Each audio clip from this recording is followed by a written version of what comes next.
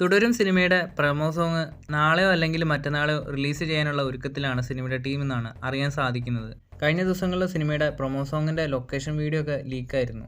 തുടരും സിനിമയുടെ opening collection 16,65,00,000 രൂപയാണെന്നാണ് നമ്മൾ മുൻപൊരു വീഡിയോയിലൂടെ പറഞ്ഞത്. എന്നാൽ സിനിമയുടെ ഗൾഫ് കളക്ഷൻ ഇപ്പോൾ അപ്ഡേറ്റ് ചെയ്തിട്ടുണ്ട്.